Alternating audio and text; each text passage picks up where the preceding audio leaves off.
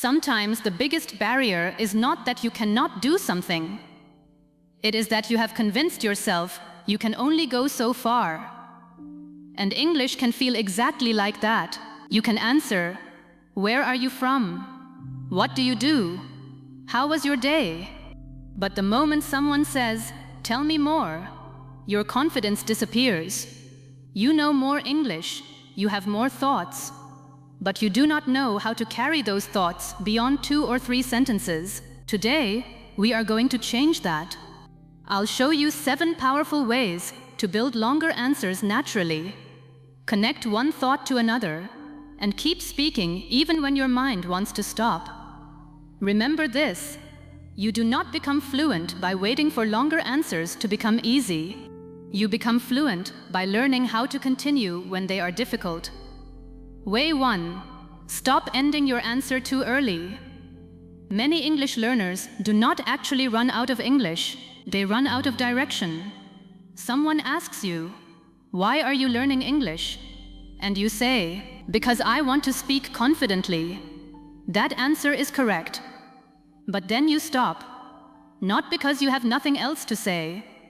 You stop because your brain has never learned what to do after the first good sentence.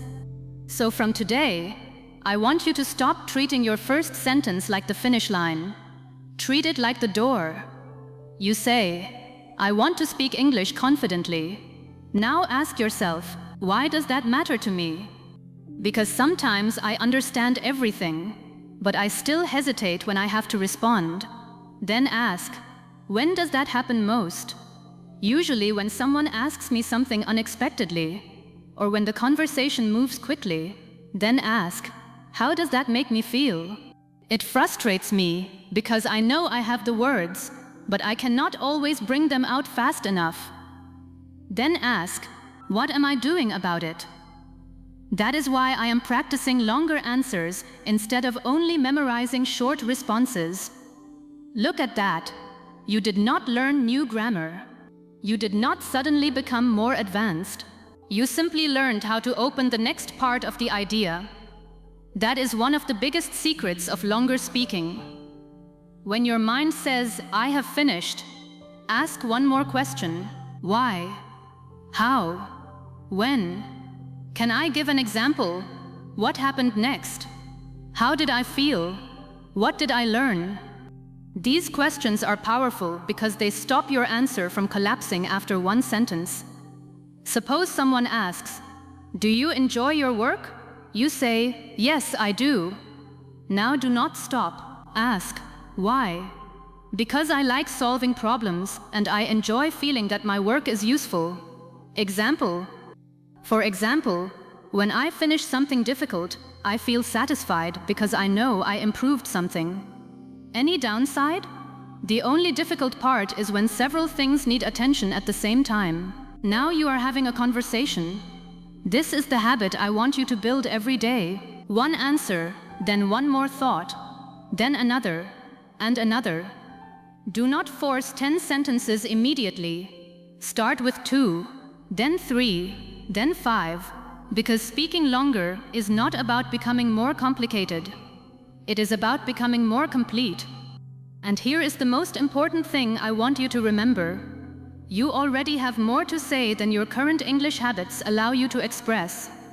Your job is not always to learn more. Sometimes your job is to stop cutting yourself off too early. So the next time you answer a question and your brain says, "That's enough," challenge it. Ask one more question about your own answer.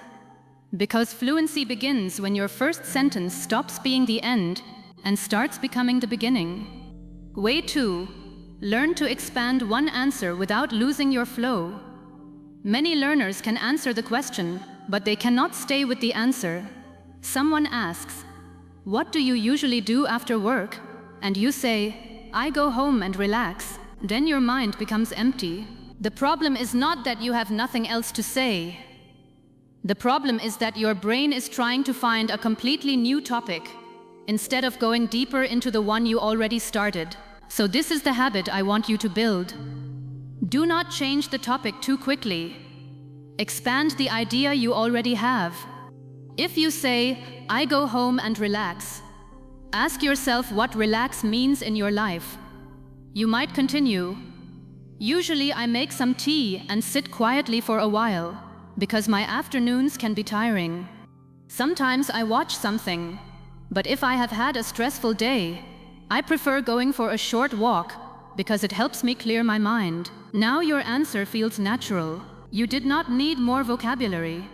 You needed more detail. This is very important for learners because longer answers are often built from 4 simple things. What? Why? Example. Feeling. Take this question. Do you enjoy learning English? Start with what? Yes, I do. Then why? Because I like feeling that I can understand more than before. Then example. For example, there are videos I can understand now that used to feel impossible a few months ago. Then feeling. That makes me feel more confident because I can see that the practice is working. That is already a strong answer. Now let us try another question. What kind of place would you like to live in? You might say, I would like to live somewhere peaceful. Why? Because I do not enjoy too much noise and traffic. Example? For example, I think living near mountains or a lake would be beautiful because I like being close to nature. Feeling? I think that kind of place would help me feel calmer and more focused. Again, the answer becomes longer without becoming difficult. This is what I want you to notice. Longer English is not always more advanced English. Sometimes it is just simple English with more depth. And this can completely change the way you practice. Instead of learning 20 new words before speaking, take one easy question and force yourself to develop the answer for 1 minute. Ask, what is one habit I want to change? Begin. I want to spend less time on my phone. Why? Because sometimes I start checking one thing and suddenly realize I have wasted a lot of time. Example? For example, I may open social media for 5 minutes and stay there much longer than I planned. Feeling? Afterward, I usually feel frustrated because I could have used that time better. What will I do? So I am trying to keep my phone away when I am working. One simple answer has now become a complete thought. There is another trick that helps learners a lot. When you feel stuck, use one of these natural bridges. The reason is, for example, another thing is, the difficult part is, the good thing is, because of that. These phrases are like roads between your ideas. If your answer is, I like studying in the morning, you can continue. The reason is that my mind feels fresh. Then, another thing is that there are fewer distractions. Then, for example, I can usually focus better before I check messages or start other tasks. Now the answer flows. This is exactly the kind of structure that helps when your mind freezes after the first sentence. And I want you to stop being afraid of repeating simple vocabulary while you are learning this skill. Many learners think, I already used the word because. I should use something more advanced. No. If because helps you continue, use it. If for example helps you continue, use it. Your first goal is not variety. Your first goal is flow. Variety can come later. Now here is your practice for today. Choose 5 simple questions. For each one, speak for 1 minute. Use this order.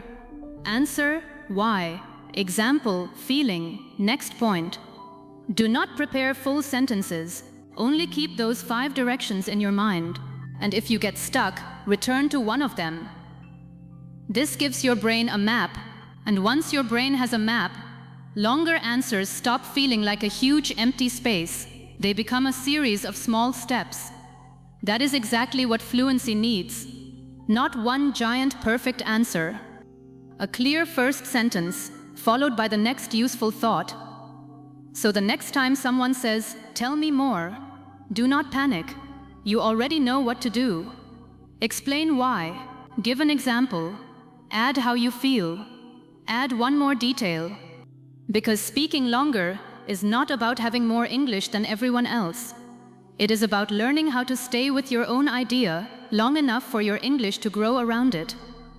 Way 3. Learn to use examples, so your answer does not die after 2 sentences. One of the easiest ways to make your English sound longer, clearer, and more natural is also one of the most ignored. Give examples. Many learners answer a question, give one reason, and then stop because they do not know what else to say. But the moment you add an example, your brain gets a new road to follow. Suppose someone asks, "Why do you think learning English is difficult?" You might say, "I think it is difficult because many learners are afraid of making mistakes." That is a good answer. But now add, for example, someone may know the answer, but when another person asks them directly, they start checking grammar in their head and become too nervous to speak. Now your answer has life. The example makes the idea real. And when the idea becomes real, the next sentence becomes easier. You can continue. This happens because they are focusing more on being correct than on communicating. Then, so even though they know enough English, fear blocks the words they already have. Look at that. One example turned a short answer into a complete explanation. This is why I want you to build one simple habit. Whenever you give an opinion, ask yourself, "Can I show what I mean?" If the answer is yes, give an example. Question: do you think phones waste too much time? You say, "Yes, I think they can." Reason: because people often use them without noticing how much time is passing. Example: for example, someone may open social media for 5 minutes just to check one message, but then they keep scrolling and realize almost an hour has gone. Now continue. That is why I think phones are useful, but only if we control how we use them. This sounds natural because the listener can see the idea, and examples are especially useful when your vocabulary is simple. You do not need advanced words if you can explain something clearly. Imagine someone asks, "What makes a good teacher?" You say, "I think a good teacher makes students feel comfortable." Now explain with an example. For example, if a student gives the wrong answer, a good teacher does not embarrass them. They explain the mistake calmly and help the student try again. Now the answer feels much stronger. You did not say, "An effective educator cultivates a psychologically safe learning environment." You used simple English, but the meaning is clear. That is powerful speaking. Now let me show you something else. Examples do not always have to come from your own life. You can use 3 kinds of examples: personal examples, imagined examples, and common life examples. A personal example comes from you. Question: why do you prefer studying in the morning? Answer: because I can concentrate better. For example, yesterday I studied early and finished in 40 minutes what usually takes me much longer in the evening. An imagined example creates a situation. Question: why is confidence important? Answer: because confidence helps you act even when you are nervous. For example, imagine 2 learners who know the same English. One speaks even with mistakes, while the other stays silent because they are afraid. The first learner will improve much faster. A common life example is something people easily recognize. Question: why is consistency important? Answer: because small effort repeated over time becomes powerful. For example, practicing English for 15 minutes every day can be more effective than studying for 3 hours once and then doing nothing for the rest of the week. These 3 types of examples give you endless material, and this is especially useful when someone says, "What do you mean?" Do not panic. Give an example. If someone asks, "Why do you say English should become part of your life?" You can say, "What I mean is that English should not exist only during study time." For example, you can think in English while getting ready, describe what you are doing, listen to English while walking, and tell the story of your day at night. Now they understand. That is exactly what examples are for. They take an idea that sounds abstract and make it easy to follow. There is another reason examples are powerful for learners. They give you time. Suppose you have given your opinion and your brain is already becoming blank. Use, for example, the moment you say those words, your brain knows what job comes next. It needs to find a situation. That is easier than asking yourself, what random sentence should I say now? This is why certain phrases can become speaking tools. For example, a good example is, let me give you an example. For instance, think about, imagine someone who, use whichever feels easiest. You do not need all of them. Choose 2 or 3 and make them automatic. Now let us practice. Question: why do people freeze when speaking English? Answer: one reason is that they try to make every sentence perfect.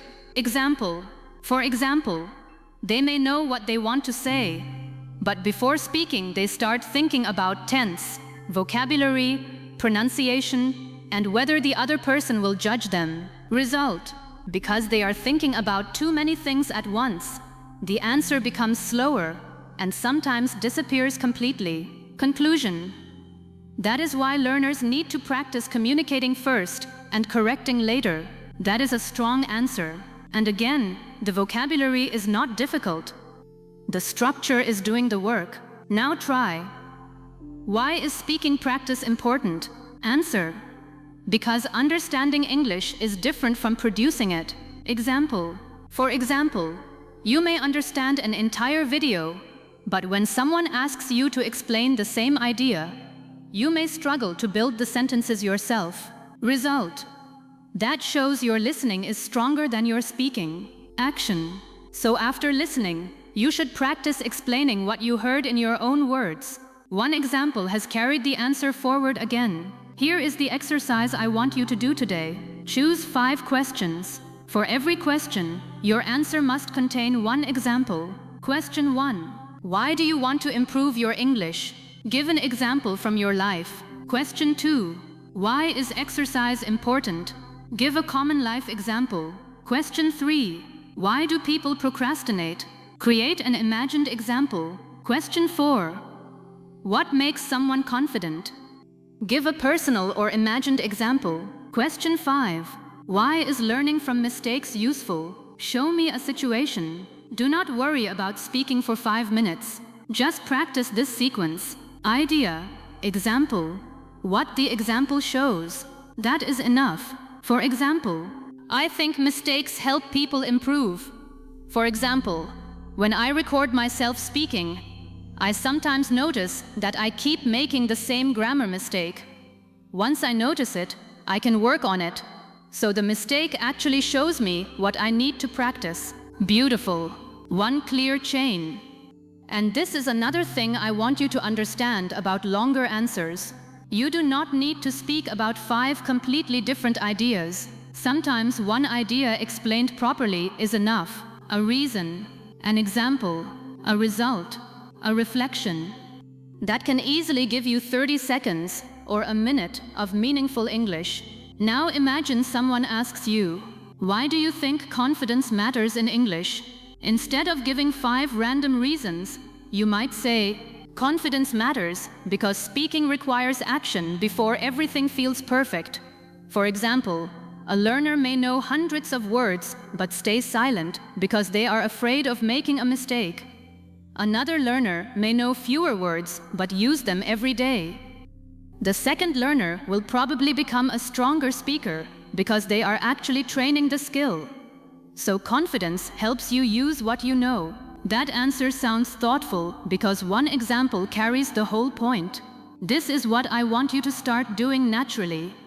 Whenever you feel your answer getting weak, do not immediately search for another opinion. Search for a situation. Ask, when have I seen this happen? Has this happened to me?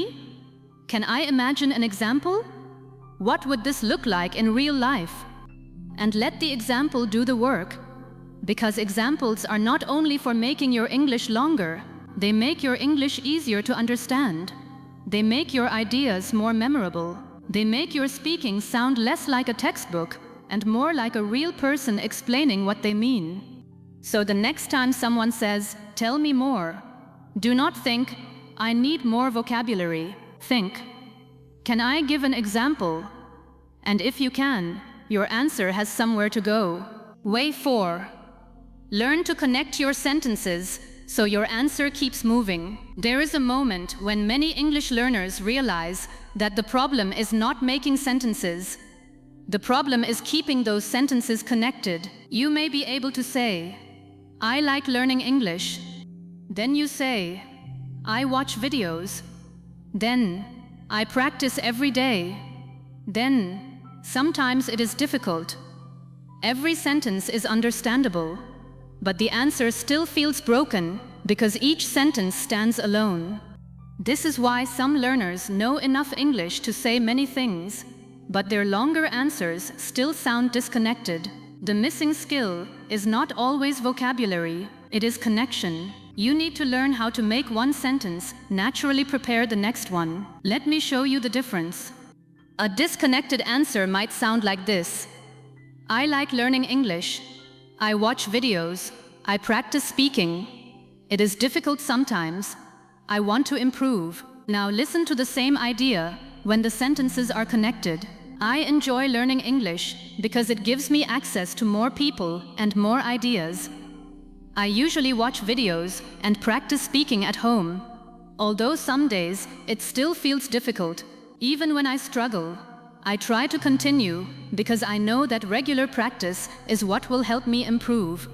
The ideas are almost the same, but the second version feels much more natural because the thoughts are holding hands. That is what I want your English to learn. Do not think of speaking as creating sentence 1, stopping, then creating sentence 2 from nothing. Think of speaking as building a chain. The end of one thought should give you a direction for the next thought, and the easiest way to build that chain is by using simple connecting ideas. You do not need 50 advanced linking words. You need a few useful ones that become automatic. Words and phrases like because, but, so. For example, that is why. After that, the good thing is, the difficult part is, another reason is, because of that, at first, in the end.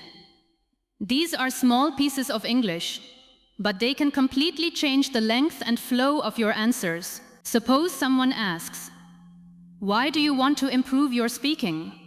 You begin, "I want to improve my speaking because I understand much more English than I can use."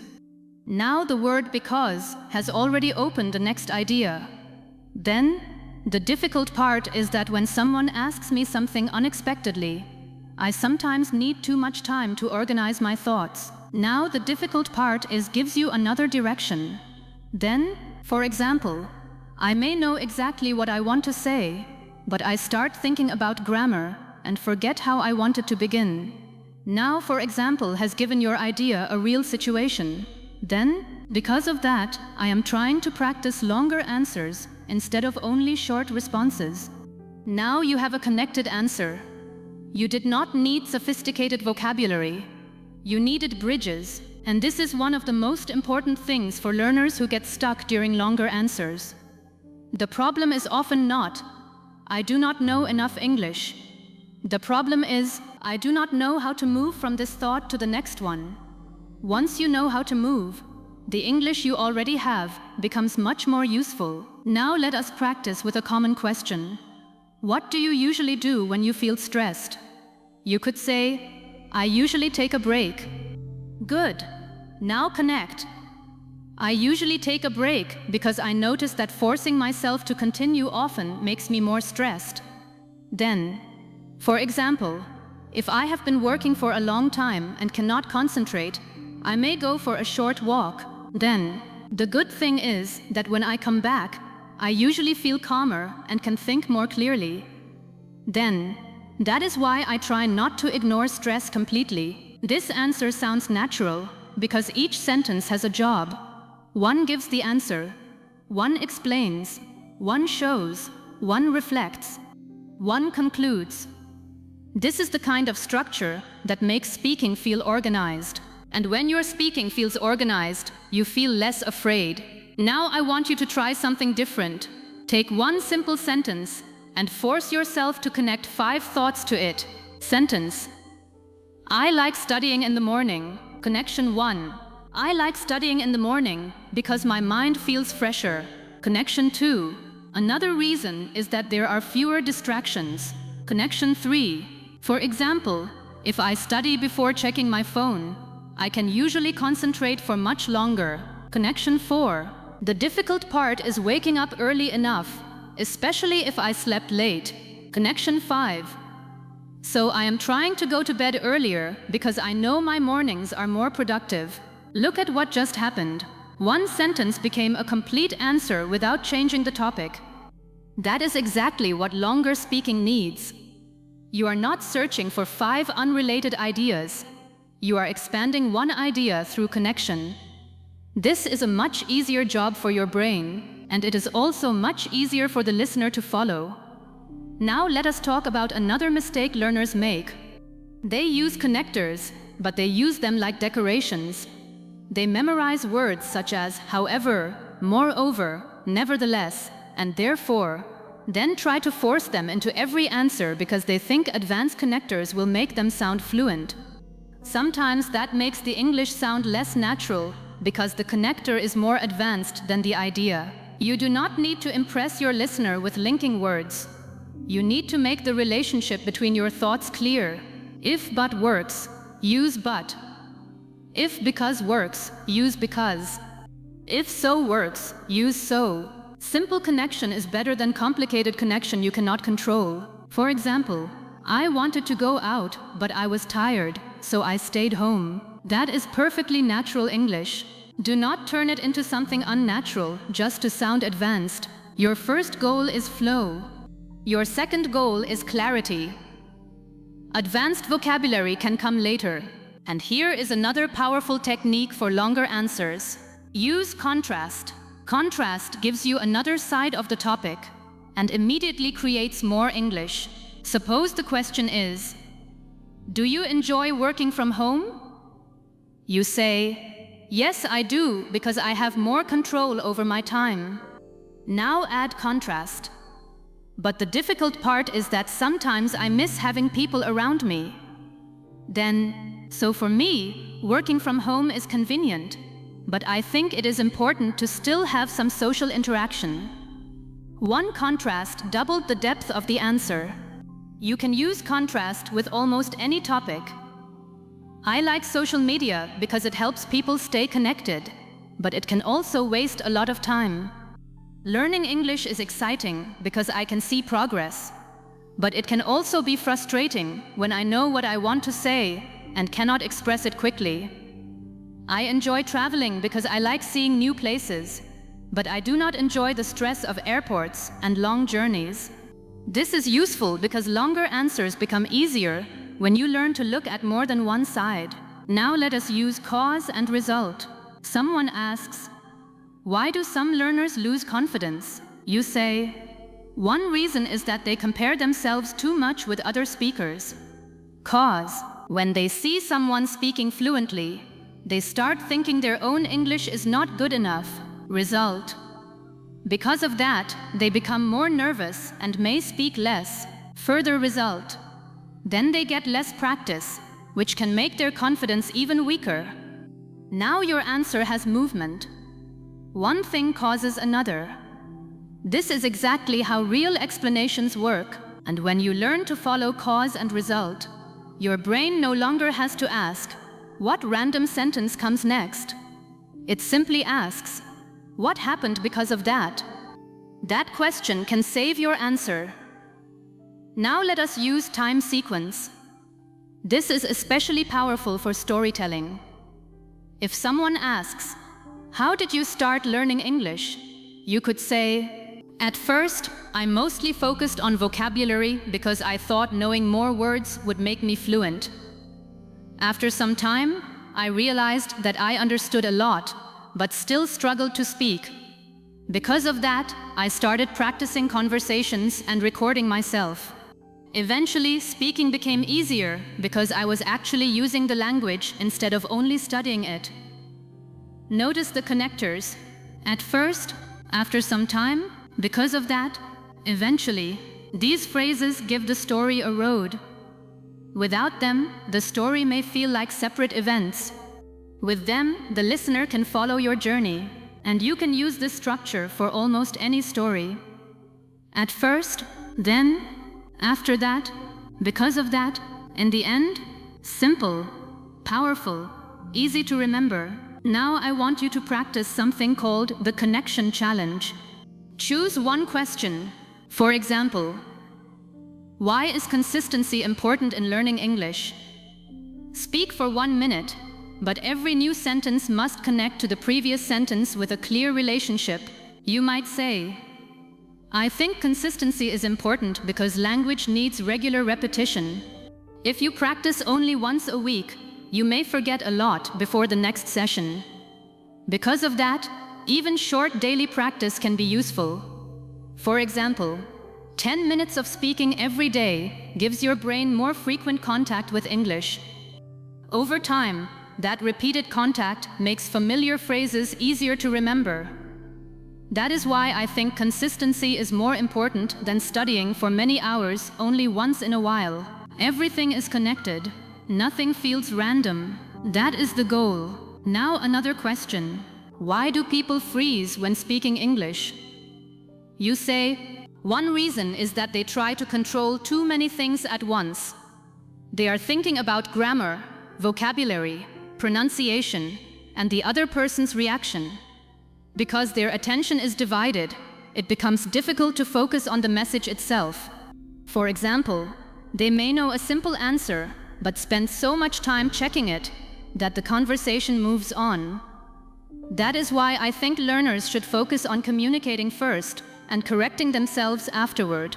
Again, one thought leads naturally to the next. Now I want you to understand something deeper. Connected speaking is not only useful because it makes you sound better, it also reduces mental pressure. If you know your next sentence can come from one of a few simple relationships, your brain has fewer decisions to make. You do not have to search the entire English language for what comes next. You can ask, do I want to explain why? Do I want to give an example? Do I want to show the opposite side? Do I want to say what happened next? Do I want to explain the result? That is a much smaller problem. And small problems are easier to solve under pressure. This is why structures are so powerful for learners. They reduce the number of decisions your brain has to make while speaking. Now let us make this practical with another example. Question: do you think people should study English every day? Start. I think some kind of regular practice is useful. Why? Because if you leave too much time between practice sessions, the language starts feeling unfamiliar again. Example. For example, even speaking for 10 minutes can help you keep common phrases active. Contrast. But I do not think every day has to involve serious study. Explain. Sometimes listening to a podcast or thinking in English while walking is enough. Conclusion. So for me, the goal is not to study constantly, but to keep English present in your life. That is a strong answer. Now imagine you are in a conversation and your mind suddenly becomes blank after this sentence. I think learning from mistakes is important. Do not panic. Use a connector to tell your brain what kind of thought to create. Say, the reason I say that is, now your brain needs a reason. The reason I say that is that mistakes show you what you still need to improve. Then, for example, your brain now needs a situation. For example, when I listen to a recording of myself speaking, I sometimes notice mistakes I did not notice while talking. Then, because of that, now your brain needs a result. Because of that, I can focus on correcting one specific problem instead of practicing randomly. That is what connectors can do. They give your brain instructions, and that is why they are not just grammar. They are thinking tools. Now there is one more technique I want you to practice. echo and extend. Repeat one important part of your previous sentence and develop it. For example, I think confidence grows through practice. That practice does not have to be perfect. It simply needs to happen regularly. You repeated practice and extended it. Another, I want to speak English more naturally. Speaking naturally for me means being able to focus on my meaning instead of checking every sentence.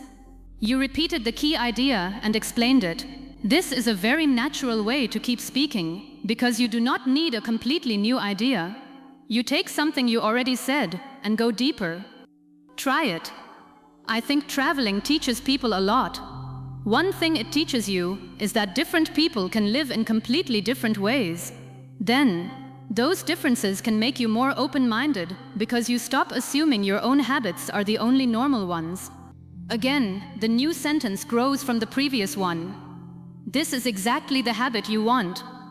Now I want you to create a personal list of your 5 favorite connectors. Not 20, 5. For example, because. For example, but. Because of that.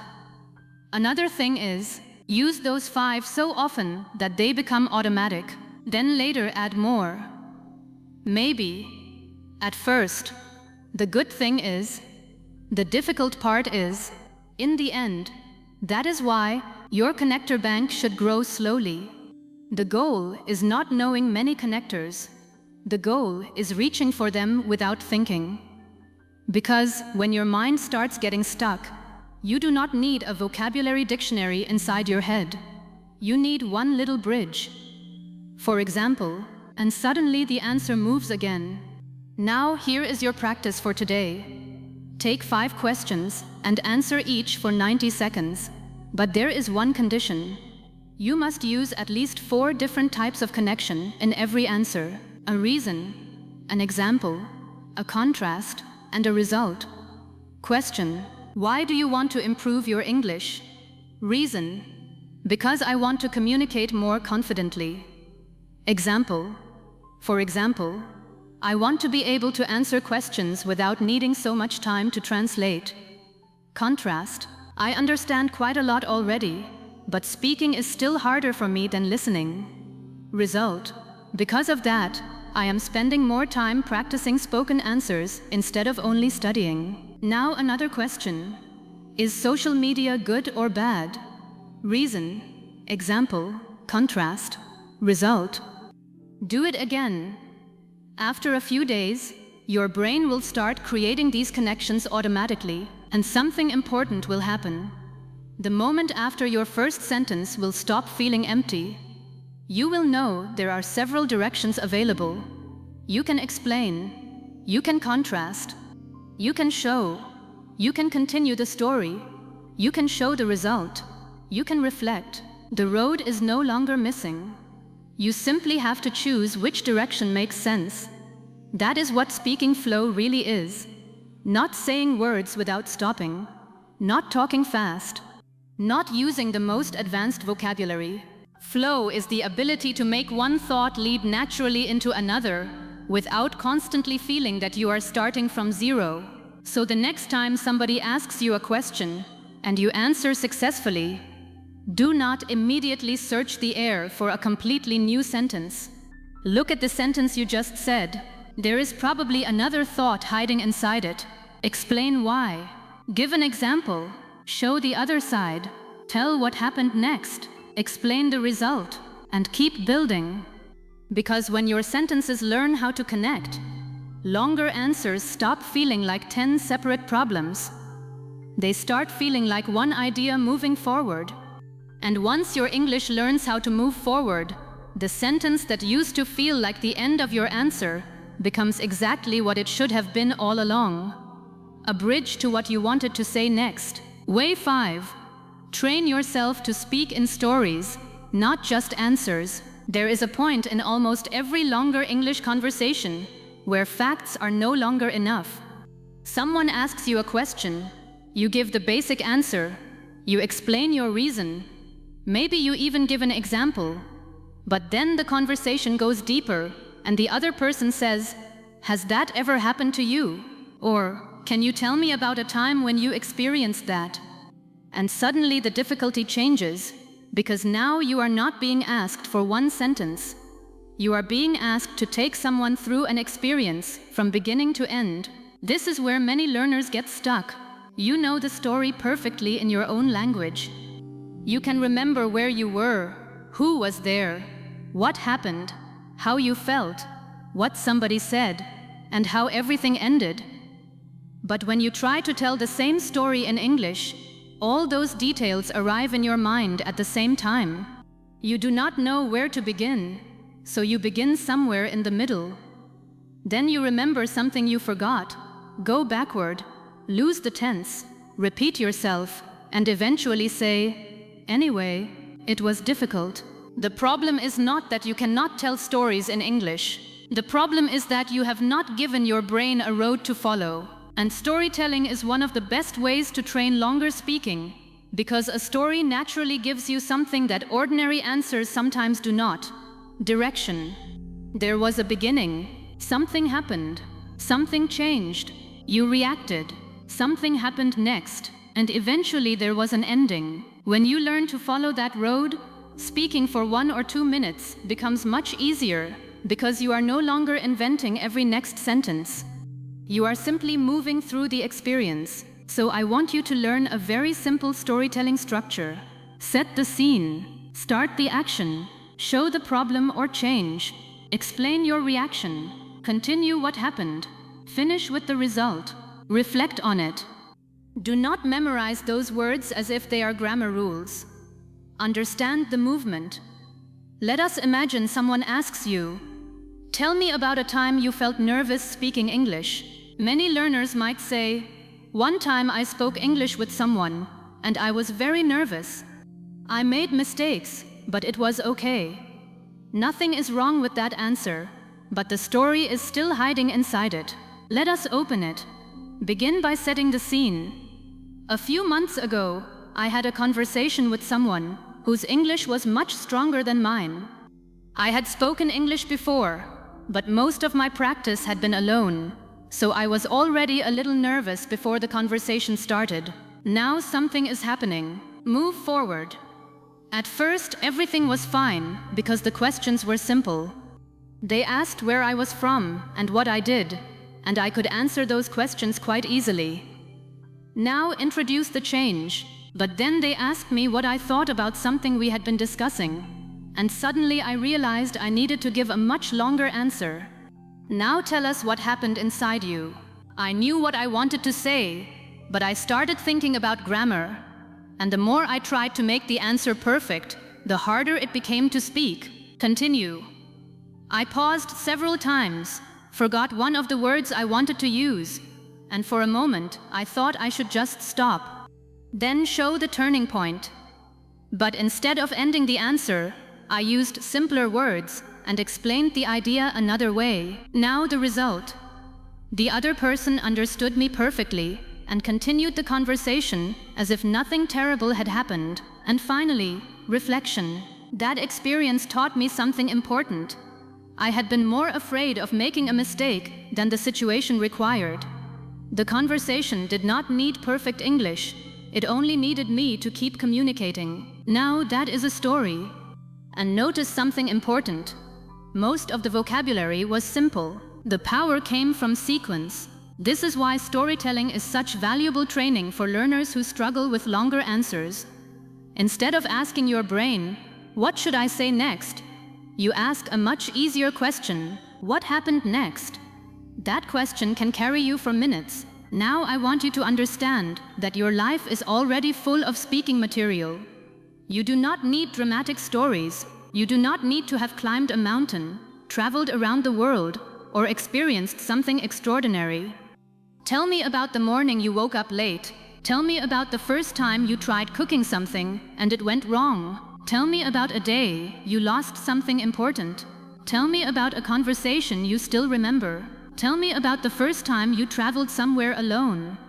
Tell me about something you bought and regretted buying. Tell me about a day that started badly but ended well. Tell me about a mistake that taught you something. Tell me about a time you were nervous. Tell me about a time you were proud of yourself. These ordinary experiences are perfect because you already know the content. Your brain does not need to invent the story and the English at the same time. The story already exists. Your only job is learning how to carry it through English.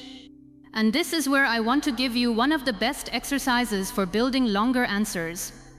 Every evening, choose one moment from your day and tell the story in English. Do not summarize your entire day. Choose one moment. Maybe you went to a shop and something unusual happened. Maybe someone called you unexpectedly. Maybe you had a difficult task at work. Maybe you tried something new. Maybe you had a small disagreement. Maybe nothing dramatic happened, but you made a decision you had been delaying. Take that one moment and give it a beginning, middle, and end. Suppose the moment is missing your bus. You could simply say, "I missed my bus today." But instead, tell the story. "This morning I left home a little later than usual because I could not find something I needed.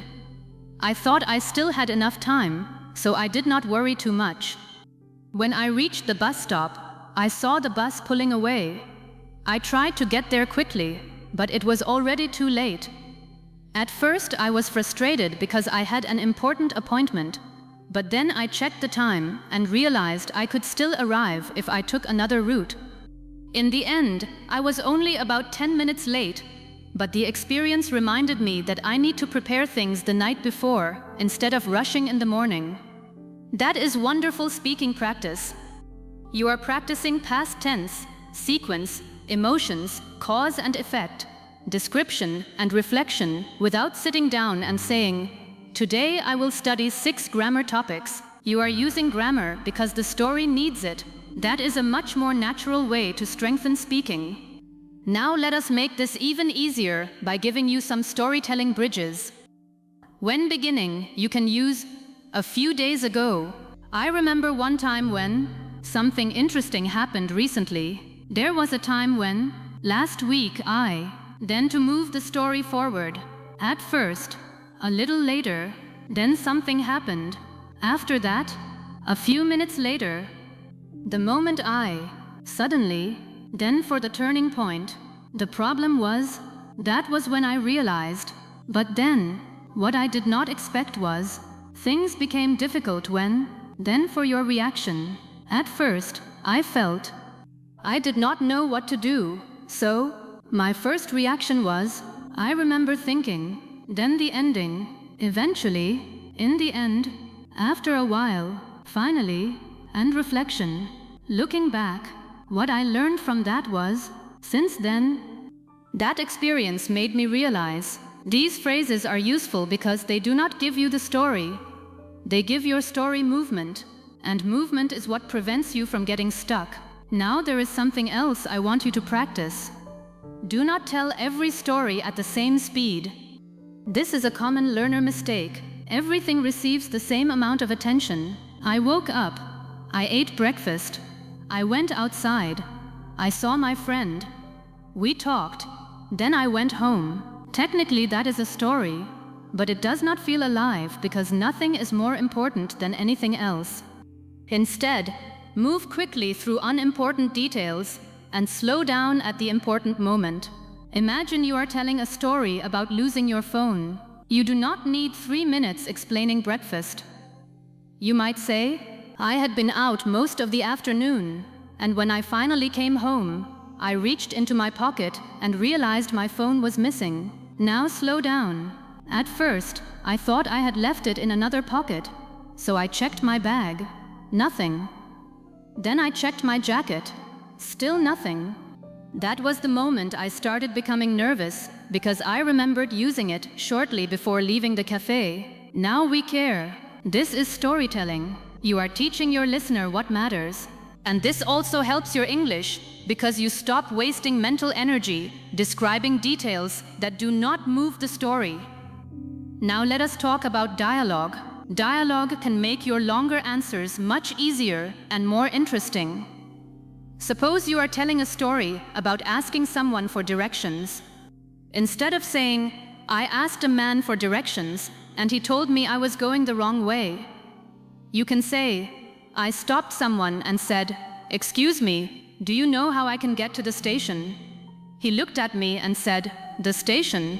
You're walking in the opposite direction." Suddenly the story feels real, and dialogue gives you another advantage as a learner. You can use simple English naturally because real conversations often contain simple sentences. You do not need to tell stories using complicated narration all the time. Sometimes repeat the important words someone said. For example, my teacher looked at me and said, "Stop trying to be perfect, just answer." I still remember that because it changed the way I thought about speaking. One little piece of dialogue gives your story personality. Now I want to teach you another powerful storytelling technique: emotion before explanation. If something mattered to you, tell us how you felt. Do not only say what happened. For example, I had to give a presentation. Okay, but I had to give a presentation, and I remember feeling nervous from the moment I woke up because I knew I would have to speak in front of everyone. Now we understand the experience. Then later, when my name was called, my hands felt cold, and for the first few seconds, I could barely remember how I wanted to begin. Now the listener is inside the moment with you. You do not need advanced emotional vocabulary. Simple words such as nervous, excited, embarrassed, relieved, disappointed, surprised, frustrated, proud, uncomfortable, worried can carry many stories, and if you cannot remember the exact emotion word, explain the feeling. I felt like I wanted to leave the room. I could not stop smiling. I kept thinking something was going to go wrong. I was so relieved when it was over. That is still excellent English. Remember, the goal is communication, not displaying vocabulary. Now here is another reason storytelling can transform your longer answers. Stories teach you to use time naturally. Many learners know past tenses when they see them in an exercise, but when speaking, they become confused because they are trying to remember grammar rules while also thinking about the story. Instead of beginning with complicated grammar, anchor yourself with time phrases. Yesterday, last week, a few months ago, when I was younger, at first, then, after that, by the time, eventually. These phrases tell your brain where you are in the story. Suppose you say, "A few months ago, I decided to practice speaking more seriously." The listener already understands we are in the past. Then, at first, I could only speak for about a minute before running out of things to say. Then, after a few weeks, I noticed that I could continue for longer. Then, eventually, I stopped worrying so much about every mistake. The time sequence is doing a lot of the work. Now let us make this specifically useful for answering questions. Imagine someone asks, "Why do you think practice is more important than perfection?" Instead of giving only an opinion, use a story. Begin. "I think practice matters more because I experienced this myself. There was a time when I would prepare English sentences very carefully before speaking. I wanted everything to be correct, so even simple answers took me a long time. One day, I decided to record myself for 5 minutes without stopping. The recording was full of mistakes, but I realized something surprising. I had spoken more English in those 5 imperfect minutes than I usually spoke during a much longer study session. After that, I started focusing more on speaking first and reviewing later. That experience showed me that perfection can sometimes stop practice, while practice is what eventually improves your accuracy. That answer is longer, but it does not feel empty. Why? Because the story is carrying the point. This is a very important skill for real conversations, interviews, presentations, and even speaking exams. When somebody asks you an open question, a short personal story can often make your answer much stronger. Now I want you to practice what I call the 30-second story, the 60-second story, and the 2-minute story. Choose one experience. For example, a time I made a mistake. First, tell it in 30 seconds. Only the essential parts. Where were you? What happened? What was the result? Then tell the same story for 60 seconds. Now add your reaction, one important detail, and what happened next. Then tell it for 2 minutes. Add the scene, one piece of dialogue, more detail around the important moment, and what you learned. This exercise is powerful because it teaches you control over answer length. Sometimes a conversation needs 20 seconds. Sometimes someone genuinely wants to hear more. Sometimes you may need to speak for 2 minutes. You should be able to tell the same idea at different length. That is real speaking flexibility. And it solves another learner problem, either saying too little or saying too much without direction. You learn how to expand intentionally. Now there is one rule during this exercise that I want you to follow very seriously. Do not memorize the story word for word. If you memorize it, you may sound wonderful the second time, but you are training memory more than speaking. Instead, remember only the story points. For example, late for interview, wrong bus, panic, asked stranger, found route, arrived, lesson. 7 little ideas, then tell the story naturally around those ideas. The first version may sound one way. Tomorrow it may sound slightly different. That is good, because real speaking requires you to create sentences, not recite them. Your goal is not to reproduce the same perfect story. Your goal is to become comfortable carrying the same meaning through different English sentences. Now suppose you become stuck halfway through the story. Do not restart. Use the skills we have already built. If you forget what comes next, say, anyway, after that. If you forgot a detail, I don't remember exactly what happened next, but if you lose your direction, the important thing was, if you need to return. So, going back to what happened, then continue. Stories do not have to be perfect to be understandable. This is especially important because many learners restart every time they make a mistake. They say, last year I go, sorry, last year I went, wait, let me start again. No, correct quickly if you can. Last year I go, sorry, I went to, then continue. You are training recovery and storytelling at the same time. The story matters more than one small mistake. Now I want you to try something even more powerful. Tell the same story from a different point of view. Suppose you tell a story about an argument with a friend. First, tell it from your point of view.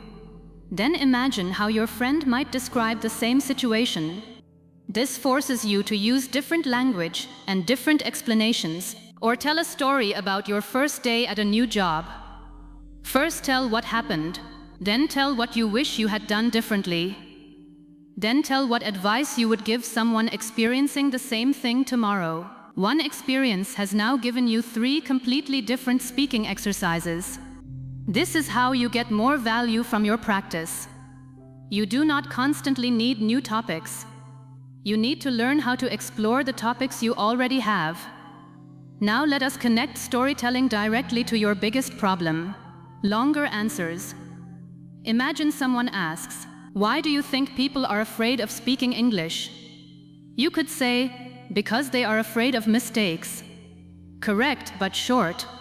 Or you could say, "I think fear of mistakes is a big reason, and I remember experiencing this myself. Once, someone asked me a very simple question in English.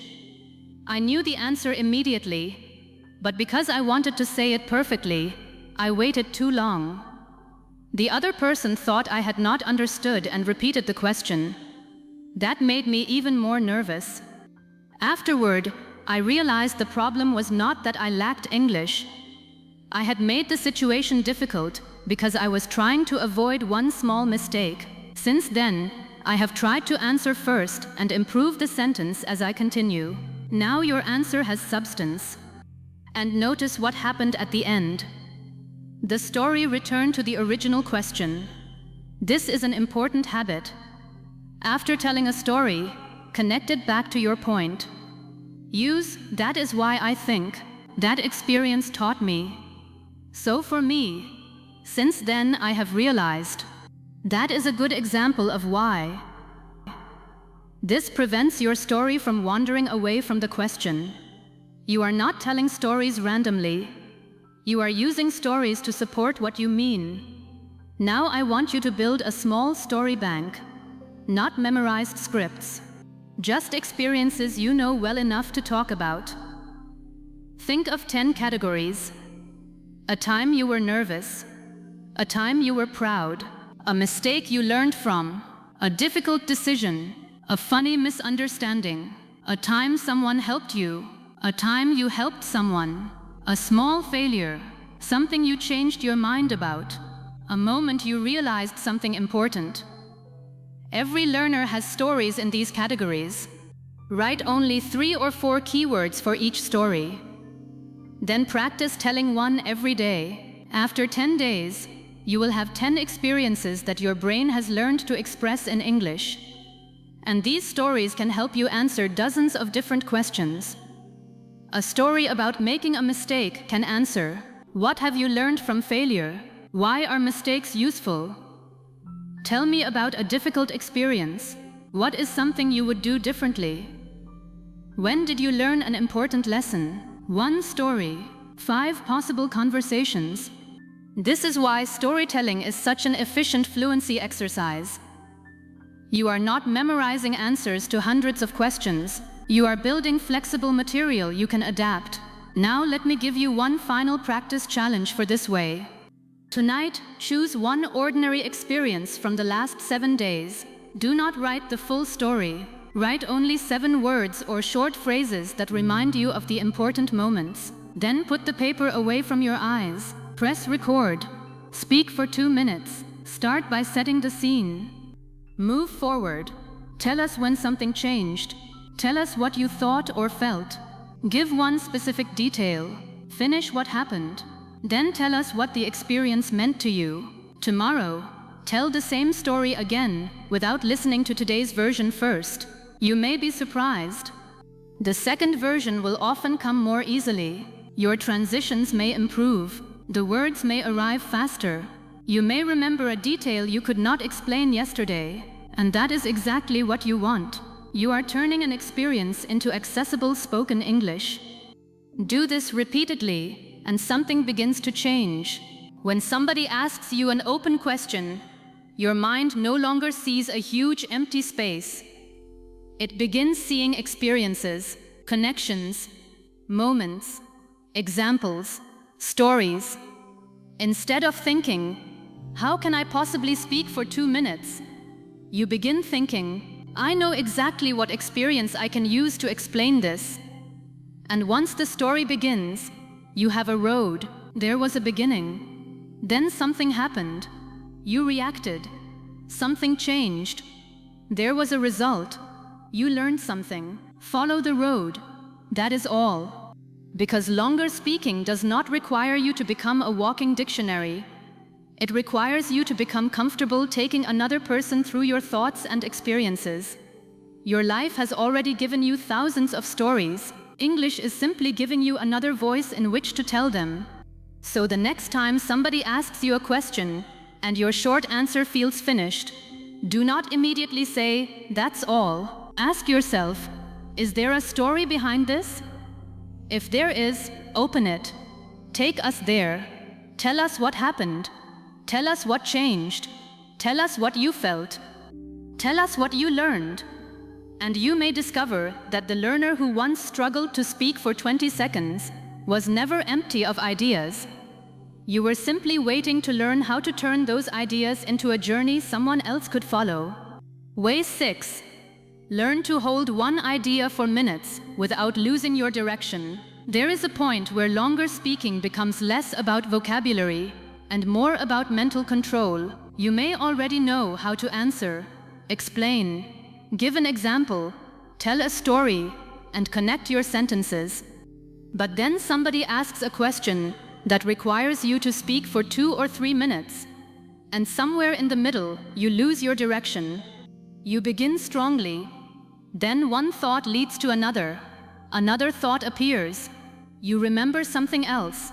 And suddenly you are talking, but no longer sure where your answer is going. This is one of the most frustrating stages for learners because you are no longer silent, but your speaking can still feel messy. You may finish the answer and think, I spoke a lot, but I am not sure I actually explained my point. That is exactly what Way 6 is going to fix. Because speaking longer is not only about continuing, it is about continuing with direction. Imagine someone asks, why do you think confidence is important when learning English?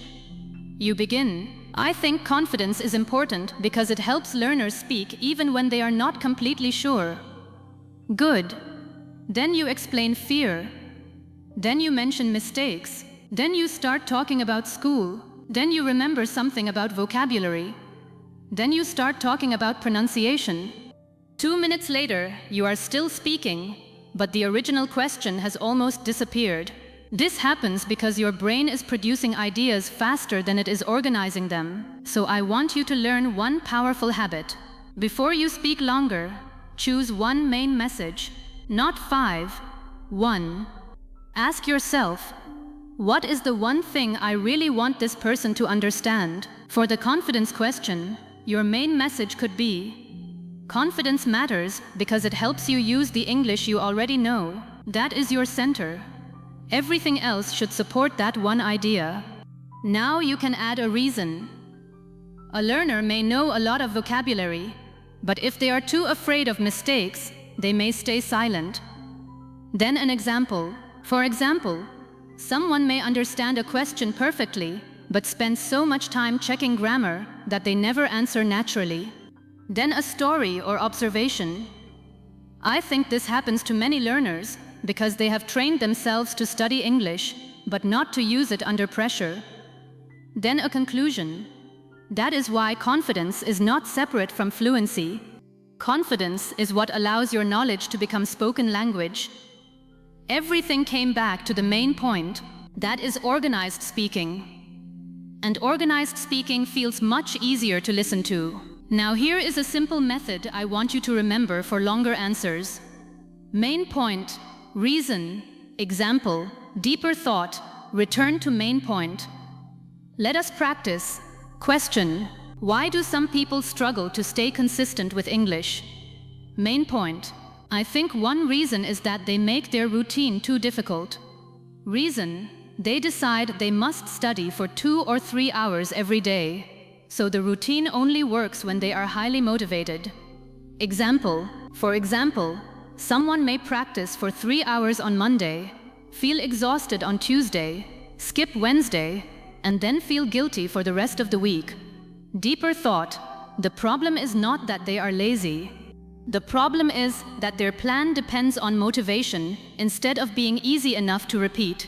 Return. That is why I think a smaller routine that you can maintain is often more powerful than a perfect routine you abandon. That answer is longer, but it still has one spine. That spine is what prevents your English from collapsing into random thoughts. Now I want you to notice something important. A long answer does not need many main ideas. In fact, too many main ideas can make you harder to understand. Sometimes the strongest answer has only one point explained properly. This is especially important in English because if you are already working hard to build sentences, adding too many directions creates unnecessary pressure. So instead of saying, I need 5 reasons, try, I need 1 reason I can explain well. That is a much easier task. Suppose someone asks, what do you think makes someone a good friend? Do not panic and search for 10 qualities. Choose 1. For me, trust is the most important thing. Now explain it. I say that because a friendship becomes difficult if you feel you cannot be honest with the other person. Example. For example, if something difficult happens and you are afraid your friend will judge you or share your private information, you will probably stop opening up to them. Deeper thought. I think this is why some friendships look close from the outside, but do not feel emotionally safe. Return. So for me, many qualities matter, but trust is what allows the friendship to become real. You spoke at length, but the listener never got lost. That is the skill. Now let us talk about something that destroys long answers very quickly. Trying to remember everything while you speak. Many learners prepare 5 ideas in their head before answering. Then they begin. First, confidence. Second, vocabulary. Third, pronunciation. Fourth, but while speaking about the first point, they become worried about forgetting points 2, 3, and 4. Now part of the brain is speaking, and another part is desperately holding the future answer in memory. That creates pressure. So stop trying to carry the whole answer at once. If the question is complex, remember only 3 keywords. For example, question: what helped your English improve? Your 3 keywords could be speaking, listening, consistency. That is enough. Now speak around the first word. The biggest change for me was speaking more often, because before that I understood English better than I could produce it. Develop it. Then move naturally. Another important thing was listening, because it gave me more natural phrases and helped me understand how spoken English actually sounds. But I think consistency connected everything, because none of those methods would have helped if I only used them occasionally. Now conclude. So for me, improvement came from using English regularly, not from finding one perfect method. 3 keywords. A complete answer, much less pressure. This method is extremely useful for interviews, speaking exams, presentations, and real conversations, because you can hold 3 ideas much more easily than 10 complete sentences, and you can practice it at home. Choose a question. Give yourself 30 seconds. Write only 3 keywords. Then hide the paper and speak for 2 minutes. Do not write sentences. Do not memorize. Use the keywords only as direction. This teaches your brain to organize speech rather than recite speech. And that is exactly what you want. Now I want to address another problem. Repetition. When learners speak longer, they often start repeating the same point because they cannot think of another direction. For example, I think English is important because it is useful. It is very useful for communication. It is useful for work, so English is very useful. You are still speaking, but you are not adding meaning. This is where you need to learn the difference between repeating and developing. Repeating says the same thing again. Developing makes the idea clearer, deeper, or more specific. If you say, English is useful for work, develop it. For example, many companies communicate with international clients, so being able to explain your ideas clearly can create more professional opportunities. Now you added meaning. If you say, speaking practice builds confidence, develop. The reason is that every successful conversation gives you evidence that you can communicate even when your English is not perfect. Now the point became deeper. Whenever you notice yourself repeating, ask, what does this actually mean? Or, can I make this more specific? That question prevents empty speaking, and speaking longer should never mean filling time. Your goal is not to prove that you can talk for 3 minutes. Your goal is to make those 3 minutes useful. Now let us use another example. Question: why do learners understand English but struggle to speak it? Main point: because understanding and producing language are different skills. Reason: when you listen, the words are already being provided to you. But when you speak, you have to find the words, organize them, and say them in real time. Example: for example, you may understand an entire video about confidence, but if someone asks you to explain the same idea afterward, you may discover that building the sentences yourself is much harder. Deeper thought: that does not mean your listening practice was useless. It means you need to add output practice so your brain learns how to retrieve and organize the language. Return. So the solution is not simply listening more. It is creating more moments where you have to turn what you understand into something you can say. That answer feels strong because every part belongs to the same argument. Now let us make this more advanced.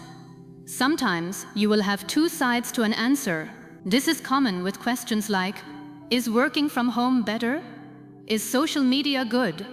Should people study abroad? Is technology helping us? These questions can become messy because you see several sides at once.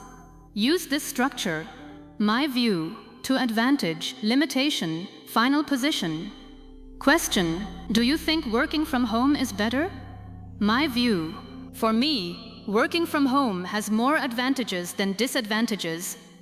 Advantage: the biggest advantage is flexibility, because you can often organize your day more efficiently and save commuting time.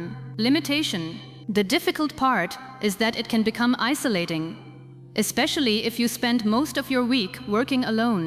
Final position: so I think it works very well if someone has discipline and still creates opportunities to interact with other people. That answer sounds balanced. And again, you did not need difficult words, you needed a clear shape. Shape matters, because when your answer has a shape, you always know approximately where you are. Beginning, development, other side, ending. This helps enormously when speaking under pressure. Now I want to teach you another powerful method: signposting. Signposting means telling the listener where your answer is going. You can say, there are 2 reasons I think this. Now both you and the listener know 2 points are coming. You can say, the biggest reason is. Now you have focus. You can say, the second thing is. Now you move. You can say, the important point is. Now you return to the center. You can say, so overall. Now your brain knows the answer is ending. These phrases are extremely helpful during longer answers because they organize both your English and your thinking. Example: there are 2 reasons I think speaking practice is important. The first is that speaking trains retrieval because you have to find words yourself instead of only recognizing them. The second is that it builds confidence because you become more comfortable making decisions in real time. So overall, speaking practice strengthens both the language and your ability to use it under pressure. Clear, easy to follow. Now imagine trying to say the same thing without structure. Speaking is important because confidence, and also words. And when you listen, you understand. But speaking is different, and you need practice. You may know all the ideas, but the listener has to work much harder to follow you. This is why structure is not only about sounding good. It makes communication easier. Now let us discuss pauses. When speaking longer, you will need them. Do not try to fill every second. A pause can help you organize the next section of your answer. Suppose you finish one idea. That is why I think confidence grows through repeated speaking experience. Pause.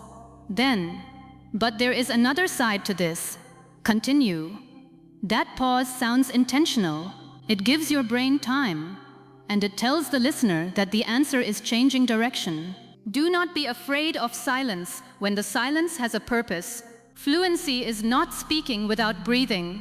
Fluency is controlling the flow of the message. Now I want you to practice a technique called 1-minute expansion. Choose one simple statement. I prefer learning in the morning.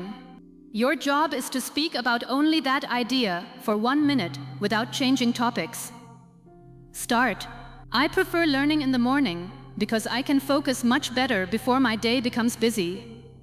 Usually, when I study later, I already have many other things in my mind, so concentration becomes harder. For example, if I practice English soon after waking up, I can listen carefully and speak without feeling rushed. The only difficulty is that I need to wake up early enough, which is not always easy. But overall, morning study works better for me because I feel mentally fresher. One idea, 1 minute. No wandering. This exercise teaches depth. Then increase it to 90 seconds. then 2 minutes. But do not add random topics. Stay with the central idea. This builds the exact skill you need for longer answers. Now let us practice with a deeper question. What does confidence mean to you? Main message. For me, confidence means trusting yourself enough to act before everything feels perfect. Develop. I do not think confidence means never feeling nervous, because people can feel nervous and still speak, perform, or make difficult decisions. For example, an English learner may still feel nervous before a conversation.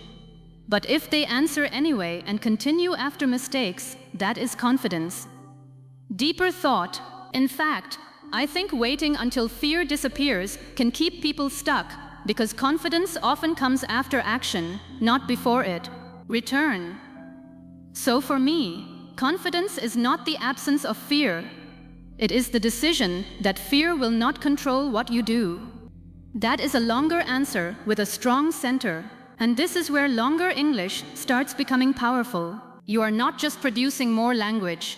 You are learning to express complete thoughts. Now there is another situation that makes learners get stuck. When someone interrupts, you are halfway through a longer answer, and the listener asks a question or comments on something. Then you forget where you were. This is normal. Learn how to return. Use. Going back to what I was saying. The point I was making was. So, coming back to the original question, as I was saying, these phrases restore your direction. Suppose you are explaining why you like traveling. The listener interrupts. Have you ever been abroad? You answer briefly, then say, but going back to why I enjoy traveling, I think the biggest reason is that it gives you a different perspective. Now you are back. This is another sign of strong speaking control. You can leave the road temporarily and return. Practice this at home by interrupting yourself. Set a timer while answering. After 1 minute, ask yourself a random side question. Answer it for 20 seconds. Then deliberately return to the original question. This may sound unusual, but it prepares you for real conversation, where people do not always wait politely for you to finish a perfect 2-minute speech. Real conversations move. You need to move with them without losing your main idea. Now I want you to practice summary checkpoints during longer answers. After speaking for about a minute, briefly summarize. So basically what I mean is, then state your point simply. This helps if the answer has become complicated. For example, so basically what I mean is that learners often do not need more knowledge first. They need more practice retrieving the knowledge they already have. Now the listener is reminded of your point, and your brain gets a fresh starting place. You can continue. And one way to practice that is, this technique is extremely valuable when you feel your answer becoming messy. Do not panic. Summarize. Reset. Continue. Now let us talk about endings. Many learners know how to begin, but do not know how to finish a long answer. They continue until the energy disappears and then say, yeah, so that's it. You can do better. End by returning to your main message. Use phrases such as, so for me, that is why I believe. So overall, the main lesson is, that is what I mean when I say.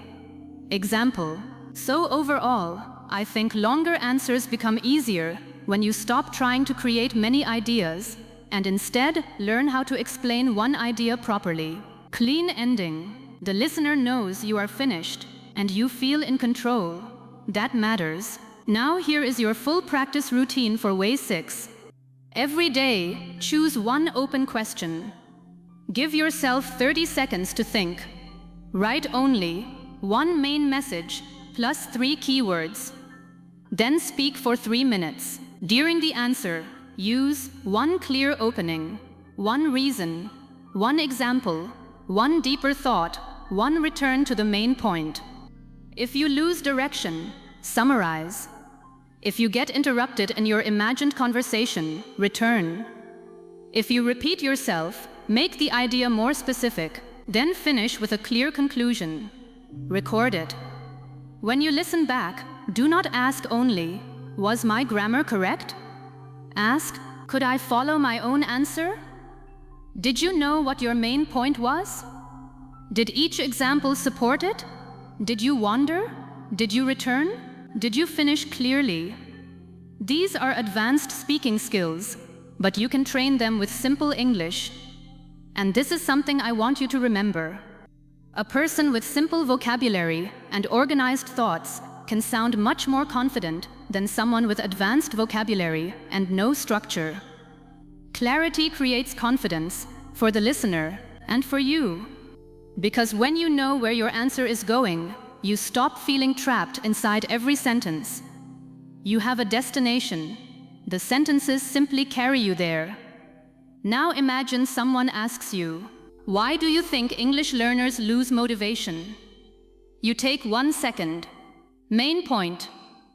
I think many learners lose motivation because they expect progress to happen faster than it really does. Then reason, when they practice for a few weeks and still struggle with speaking, they assume their method is failing. For example, someone may understand much more than before, but ignore that progress because they still make mistakes during conversation. Deeper thought. The problem is that language improvement is often gradual, and many changes happen before you feel fluent. Return. That is why I think learners need to measure small improvements rather than waiting for one dramatic moment when everything suddenly becomes easy, done, longer, clear, natural. No panic. That is the kind of speaking control we are building. And one day, someone will ask you an open question that once would have terrified you. You will begin calmly. You will know your main point. You will explain it. You will give an example. Your answer may change slightly while you speak, but you will not lose yourself inside it. You will pause when you need to. You will return when the conversation moves away, and you will finish with a sentence that makes the whole answer feel complete. Then you may realize something powerful. The problem was never that you could not speak for 3 minutes. You were trying to carry 3 minutes of English without a map. Now you have one. So from today, do not measure longer speaking by asking, how many sentences can I produce? Ask, can I take one idea from beginning to end without losing the listener or myself? Because that is what strong, longer answers really are. Not endless English, not difficult English, not fast English. Clear thought, carried confidently from the first sentence to the last. Way 7.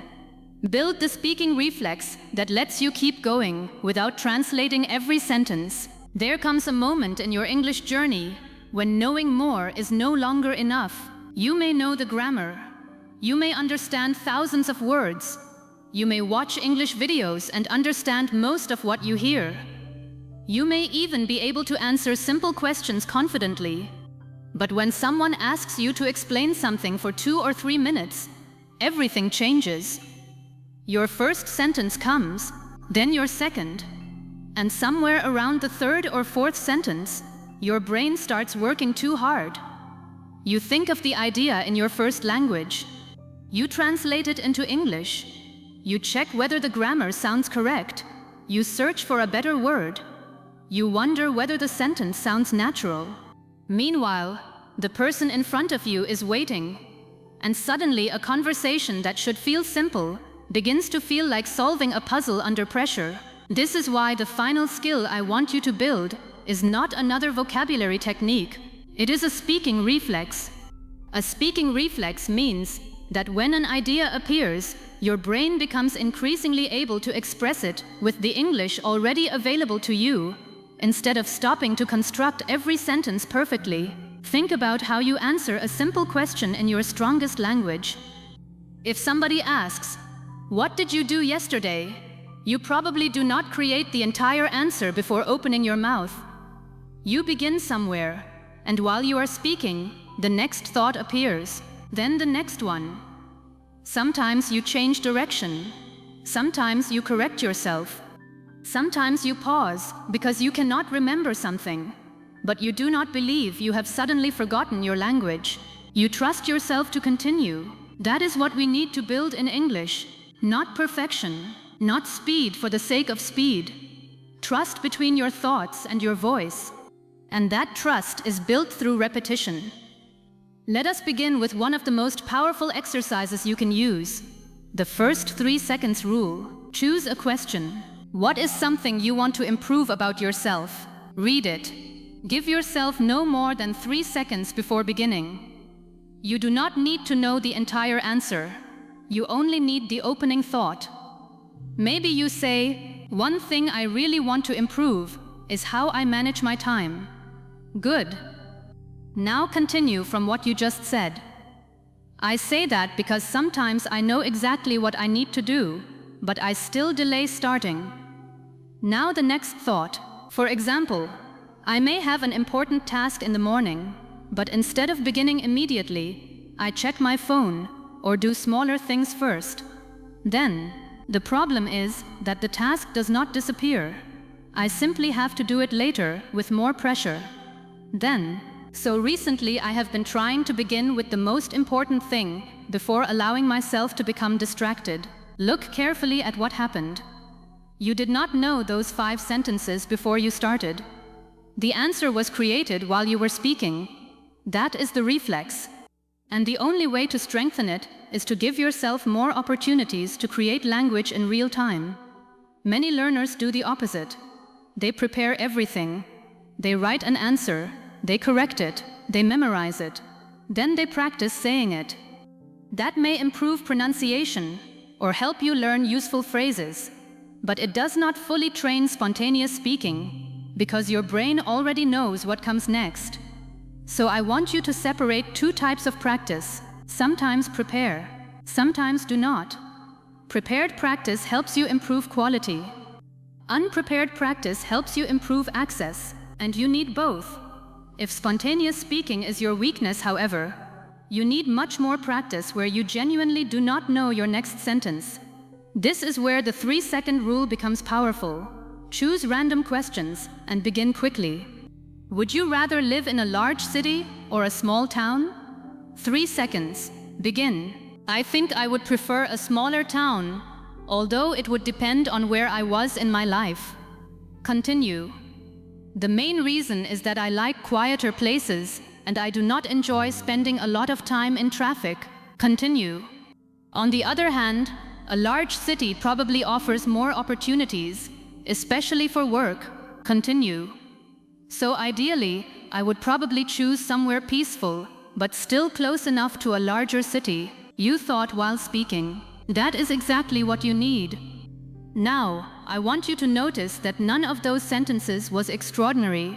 That matters, because many learners cannot develop a speaking reflex because they are trying to make every sentence impressive.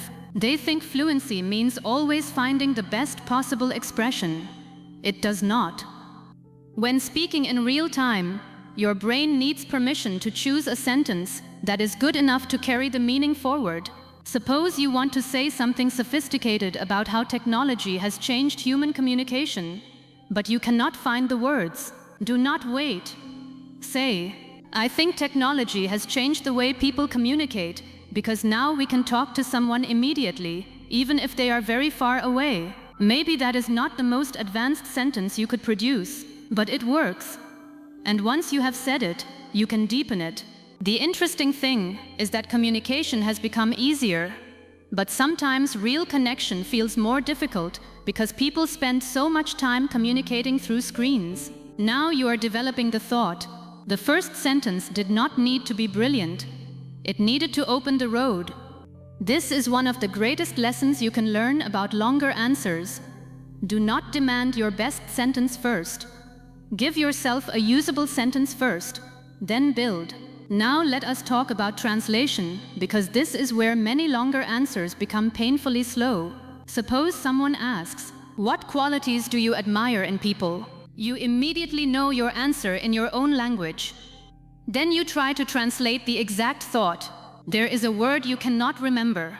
Now everything stops, because your brain believes it must complete that translation before continuing. Instead, I want you to develop another reflex. If the exact English does not come, Change the idea into English you already know. Maybe you want a word like reliability, but it does not come. Say, I really admire people who do what they say they will do. That is excellent communication. Maybe you cannot remember considerate. Say, I like people who think about how their actions affect others. Forgot resilient. Say, I admire people who can go through difficult situations and still keep moving forward. Do you see what this gives you? Freedom. You stop becoming dependent on one word. And once you stop depending on one word, your longer answers become much harder to destroy. This is why I want you to practice meaning before vocabulary. Choose 10 words you know in your strongest language, but sometimes struggle to remember in English. Do not immediately look them up. First, try to explain each meaning using English you already know. You are teaching your brain, there is always another road. That belief is incredibly important, because one missing word should never be powerful enough to end an entire conversation. Now let us build another part of the speaking reflex. I call this sentence-to-sentence momentum. The idea is simple. When you finish one sentence, immediately use something from that sentence to create the next one. For example, I enjoy walking in the evening because it helps me relax. Take relax. I think I need that time because most of my day is quite busy. Take busy. When I have been working for several hours, even a short walk can help me clear my mind. Take clear my mind. Afterward, I often return home feeling more focused. Take focused. That is why I try to make walking part of my routine, instead of waiting until I feel stressed. One sentence created material for the next. This is powerful because your brain does not need to search for a completely new idea every 5 seconds. It uses what is already on the table. Let us try another. I think confidence grows through experience. What part can you develop? Experience. The more situations you experience in English, the less unfamiliar speaking begins to feel. Now develop unfamiliar. At first, even a simple conversation can make you nervous because you do not know what the other person will ask. Develop what they will ask. But after you have answered hundreds of different questions, you begin to trust yourself even when the topic changes. Develop trust yourself. And that trust allows you to focus more on the meaning and less on every small mistake. Now conclude. That is why confidence cannot come only from studying. You have to give yourself experiences that prove you can communicate. This is how longer answers grow naturally. One thought contains the seed of another. Now I want you to practice something called the 1-minute no rescue drill. Choose a random question and speak for 1 minute. There are only 3 rules. You cannot restart the answer. You cannot switch to your first language. And you cannot stop because you forgot a word. Everything else is allowed. You may pause. You may simplify. You may correct yourself. You may say, let me think for a second. You may say, I cannot remember the exact word, but. You may say, what I mean is. You may even change your opinion. But you must remain in English until the minute ends. Question. Do you think people are happier now than they were in the past? Maybe you begin, that is difficult because I think life is easier in some ways, but I am not sure people are necessarily happier. Continue. For example, technology has made many things more convenient, and people can communicate much more easily. Then you become stuck. Do not stop. At the same time, I think there is another side to it. Continue. People compare themselves with others much more because they constantly see other people's lives online. Forgot the next idea? I am not sure how to explain this exactly, but I think sometimes having more choices can also create more pressure. Excellent. You did not know exactly how to explain it, and you still communicated. That is precisely what the drill is designed to teach you. After a week, increase the timer to 90 seconds, then 2 minutes, then 3. But do not increase the time until you can survive the shorter version without constantly restarting. We are building endurance, and speaking endurance is similar to physical endurance. You do not begin by demanding an hour from yourself. You gradually teach your system that it can continue for longer. Now there is something very important I want you to understand about pauses. A speaking reflex does not mean talking as quickly as possible. Some learners hear the word fluency and think speed. Then they rush. Their pronunciation becomes unclear. Their grammar becomes less stable. And eventually their thoughts crash because their mouth is moving faster than their mind can organize ideas. Slow down. A calm pace gives your brain room. Instead of, I think the main reason is because people, give the thought space. I think the main reason is that people sometimes expect progress too quickly. That small pause can sound confident. It does not automatically sound weak. In fact, purposeful pauses can make you sound more thoughtful because you are controlling the rhythm instead of being controlled by panic. The difference is what happens inside the pause. A useful pause says, I am choosing my next thought. A fearful pause says, everything has gone wrong. We want to change the meaning of the pause. So when you pause, do not immediately criticize yourself. Use the second, find the next direction, then continue. Now let us build another reflex, thinking phrases. These are phrases you can use while your brain organizes a more difficult answer. For example, that is an interesting question. I have never thought about it that way before. The first thing that comes to mind is, if I had to choose, I would probably say, I think it depends on the situation. There are a few ways to look at this. These phrases are useful because real conversation does not require immediate certainty. Suppose somebody asks, would you choose happiness or success? Instead of freezing because the question feels too big, say, I think it depends on what we mean by success. But if I had to choose, I would probably choose happiness. Now you have started. Then, the reason is that success may look impressive from the outside. But if you are constantly unhappy, I do not think it would feel very successful personally. Then, at the same time, I do not think happiness and success always have to be opposites. Your answer is developing while you think. That is natural speech. Now here is something else I want you to practice, because it will dramatically improve longer answers. Answer the same question 3 different times. This may sound repetitive, but there is a purpose. Choose. Why are you learning English? First attempt. Speak for 1 minute. Do not prepare. Then wait a few minutes. Answer again, but you are not allowed to repeat the first version word for word. Maybe the first time you focused on career opportunities. The second time, focus on communication. Then answer a third time and focus on confidence or access to information. What are you teaching your brain? You are teaching it that there is no single correct script.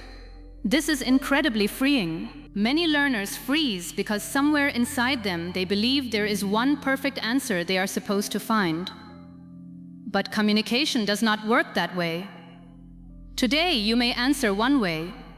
Tomorrow you may explain the same idea differently. Both can be correct.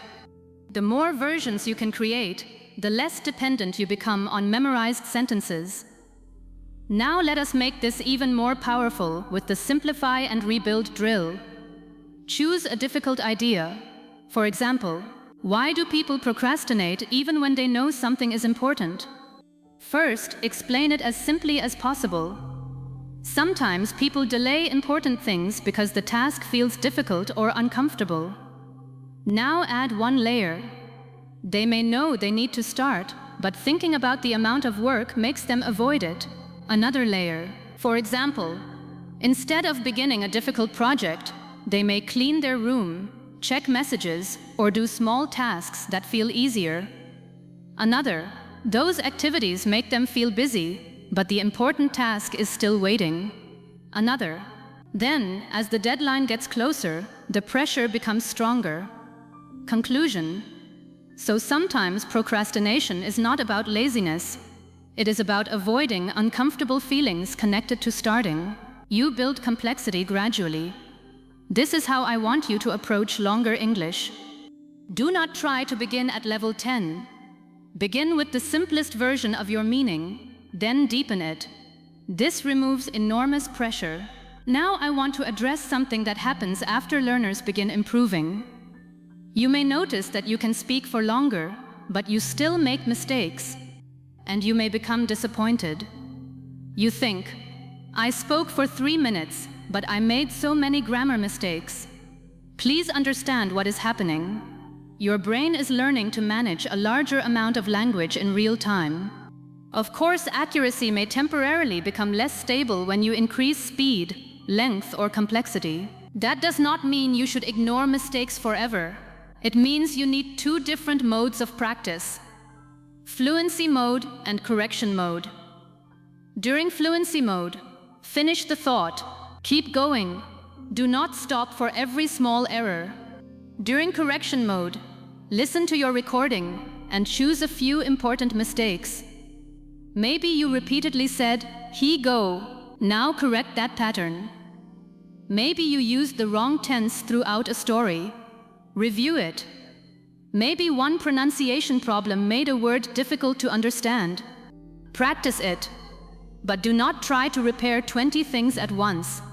Choose 1 or 2, then do another speaking session. This creates a healthy cycle. Speak, notice, correct, speak again. Not speak, judge yourself, become afraid, stop speaking. That second cycle destroys confidence. The first one builds skill. Now let us create a real training session together. Question. What is one thing schools should teach that they often do not? You have 3 seconds. Begin. I think schools should spend more time teaching students how to communicate confidently. Now reason. Students learn a lot of information, but they may not always learn how to express their ideas clearly. Example. For example, someone can understand a subject very well, but still struggle during an interview or presentation because they have never practiced explaining what they know. Deeper point. I think communication matters because knowledge becomes much more useful when you can share it with other people. Contrast. Of course, academic subjects are important, but I do not think communication should be treated as something students simply learn by themselves. Conclusion. So if schools gave students more opportunities to discuss, present, explain, and disagree respectfully, I think those skills would help them far beyond the classroom. That is a long answer, but more importantly, it was built one piece at a time. You did not need the ending before saying the beginning. This is the speaking reflex. Now I want you to add another challenge. Change direction halfway through. Why? Because real thinking changes. Question. Is money the most important part of choosing a job? Begin. No, I do not think money is the most important thing, because enjoying your work also matters. Then challenge yourself. But actually, I think I need to qualify that, because money can become extremely important if someone is struggling financially. Now continue. So perhaps the better answer is that salary matters, but it should not be the only factor. This is excellent speaking practice. You changed your answer without collapsing. Real people do this constantly. They say, actually, let me change that slightly. Now that I think about it, maybe a better way to say it is, these phrases allow your thinking to evolve. You do not have to defend the first sentence forever. Now let us talk about something deeper. The reason longer answers frighten you may not be only English. It may be the feeling that once you begin, you are responsible for knowing exactly where the answer will end. But you are not. You only need enough direction for the next step. Think about walking through a city you know. You do not need to stare at the final destination every second. You need to know the next turn. Speaking can work the same way. You say your first sentence, then ask, why? Next turn. Can I give an example? Next turn. What happened because of that? Next turn. Is there another side? Next turn. What do I really think about this? Next turn. Can I connect this to an experience? Next turn. How can I finish the point? Destination. That is much easier than carrying an entire 3-minute speech inside your head. Now I want you to combine everything we have learned throughout these 7 ways into one final framework. When somebody asks you a question that needs a longer answer, remember, start simple, expand, show, connect, personalize, deepen, return. Let us use it. Question: why do you think learning English takes so long? Start simple. I think it takes time because language is not only information you learn, it is a skill you have to build. Expand. You may understand a grammar rule in 10 minutes, but using that rule naturally while speaking can take much longer. Show. For example, a learner may understand the past tense perfectly in an exercise, but still make mistakes when telling a story quickly. Connect. That happens because real speaking requires several skills at the same time. Personalize. Many learners notice that they can recognize English much faster than they can produce it themselves. Deepen. So improvement is not only about learning new things, it is also about making familiar things automatic through repeated use. Return. That is why English can take time, but the time is not wasted. Every repeated conversation is helping knowledge become skill. That is your framework. You do not need to say those labels aloud. They are directions for your brain. And now I want you to build a daily routine around them. Every day, choose 3 open questions. Not 20. 3. Question 1 should be personal. What is something I want to change this year? Question 2 should ask for an opinion. Do people spend too much time online? Question 3 should ask for explanation. Why do some habits become difficult to change? For the first week, speak for 1 minute per question. No script, no full notes, only the question. Week 2, increase to 90 seconds. Week 3, 2 minutes. Week 4, 3 minutes. Record yourself at least a few times each week. But when you listen, do not only hunt for mistakes. Listen for movement. Did you begin without waiting too long? Did one idea lead to another? Did you explain rather than repeat? Did you survive a missing word? Did you recover after a pause? Did you give an example? Did you return to the main point? Did you finish naturally? Those questions measure the skill we are actually building. And please do not compare your recording with someone who has spoken English for 20 years. Compare it with your own recording from last month. Maybe last month you could speak for 30 seconds before becoming stuck. Now you can speak for 90. Maybe you still make mistakes, but you recover faster.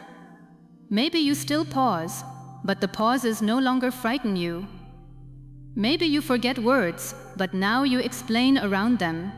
Maybe your vocabulary has not changed dramatically, but you are using the vocabulary you already know much more effectively. That is progress.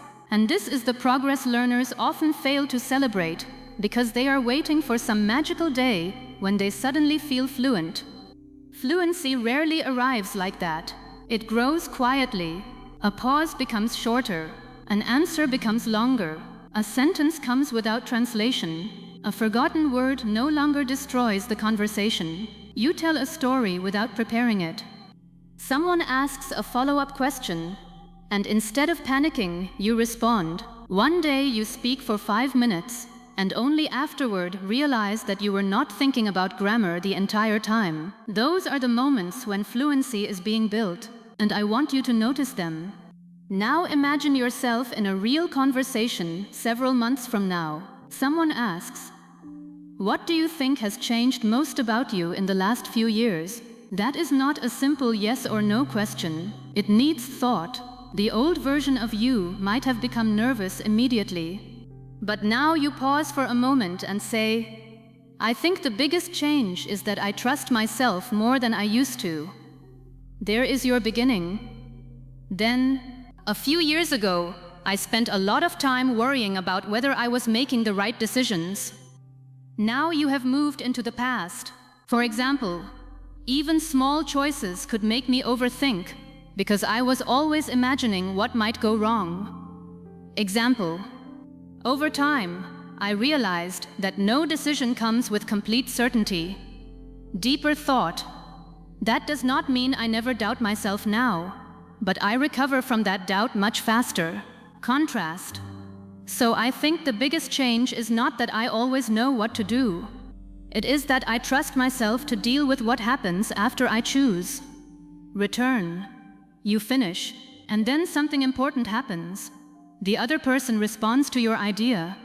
Not your grammar, not your accent, not whether you used an advanced word. Your idea. Because you communicated something real. That is what English is for. And this is where I want to leave you with the most important lesson of Way 7. Do not spend your entire English journey preparing for a conversation you are afraid to have. Have the conversation. Do not wait until you know every word. Use the words you know. Do not wait until your grammar becomes perfect. Communicate, notice, improve. Do not wait until you stop feeling nervous. Speak while you are nervous, and teach your brain that nervousness does not control your mouth. Do not wait until you can create a beautiful 3-minute answer. Start with 30 imperfect seconds, then 40, then 1 minute, then 2. Your speaking reflex is built every time you choose to continue. Every time your brain says, "Stop, I don't know the perfect sentence," and you answer, "Then I will use a simpler one." Every time your brain says, "I forgot the word," and you answer, "Then I will explain it." Every time your brain says, "I made a mistake," and you answer, "Then I will correct it and continue." Every time your brain says, "I don't know what comes next," and you ask, "Why? Can I give an example? What happened next? What is the other side?" That is training. That is how speaking becomes more automatic, and eventually something beautiful begins to happen. The distance between thought and speech becomes smaller. You stop preparing every sentence before saying it. You begin trusting simple language. You begin hearing your own English without immediately judging it. Your answers become longer because your mind no longer treats every sentence as a separate examination. One thought simply leads to another. And then one day someone asks you a question, not an easy one. A question that requires explanation. You begin answering. 30 seconds pass, then a minute. The other person asks something else. You respond. You tell a short story. You forget a word and explain it another way. They understand. You continue. Several minutes later, the conversation ends. And only then do you realize you never translated the whole answer first. You never prepared it. You never knew exactly what the final sentence would be. You simply trusted yourself enough to keep building. That is the breakthrough. Not speaking without mistakes. Not speaking like somebody else. Not knowing every word. The breakthrough is reaching the point where a longer question no longer makes you think, "How am I going to speak for that long?" Instead, you think, "I will start with what I know, and I will build from there." So when somebody asks you a question tomorrow, do not try to carry the entire answer before you open your mouth. Find the first clear thought. Say it. Then explain it. Give it an example. Connect it to something real. Take it deeper. If you lose a word, find another road. If you lose your direction, return to the main point. If you pause, use the pause. If you make a mistake, keep the meaning alive. And when you have said what you genuinely wanted to say, finish clearly, because you do not become a confident English speaker when you finally know enough English to guarantee that you will never get stuck. You become a confident speaker when you know that even if you get stuck, you can find your way forward. And once you learn that, longer answers stop feeling like something you have to survive. They become something much more powerful. A chance to finally say everything you were capable of saying all along. Before we finish, I want you to remember the real problem we started with. You could answer simple questions, but the moment someone said, "Tell me more," your English began to slow down. You searched for the next sentence. You repeated yourself. You lost your direction. You knew there was more inside your mind, but you could not carry the thought far enough. Now you know something important. The answer was never to force yourself to memorize longer speeches. It was to learn how to build longer answers naturally. Start with one clear thought. Add a reason. Give an example. Connect the next sentence. Tell a story when it helps. Hold one idea without running away from it. And when your mind becomes blank, do not panic. Find another road, because fluency is not speaking without pauses. Fluency is knowing how to continue after them. So the next time someone asks, "Can you explain that a little more?" do not hear pressure. Hear opportunity. Opportunity to say what you really think. Opportunity to give the detail you normally keep inside. Opportunity to tell the story. Opportunity to prove to yourself that your English is stronger than the short answers you have been giving. And please remember this: you do not need advanced English to give a strong answer. You need clear English, connected English, English that moves from one thought to the next without fear stopping it halfway. One day, someone will ask you an open question and you will begin speaking. 30 seconds will pass, then a minute, then another question comes, and you answer that too. You may forget a word, but you will explain it differently. You may pause, but you will not disappear. And somewhere in the middle of that conversation, you will realize that you are no longer counting sentences. You are simply expressing yourself. That is the moment you are building toward. So from today, do not practice only short answers. Take one question and stay with it. Go deeper. Explain why. Give an example. Add a story. Show the other side. Return to your main point. Then do it again tomorrow. If this lesson helped you, subscribe to English Growth Mindset and write this in the comments. I will not stop after one sentence. Make that your promise. Because the English inside you does not need more silence. It needs more space, more connection, more courage, and more chances to keep going. Your longer answers will not become natural because you wait for confidence. They will become natural because every day you practice one more thought after the sentence where you used to stop. That is how short answers become real conversations. That is how hesitation becomes flow. And that is how the English you already know finally learns how to stay with you long enough to be heard.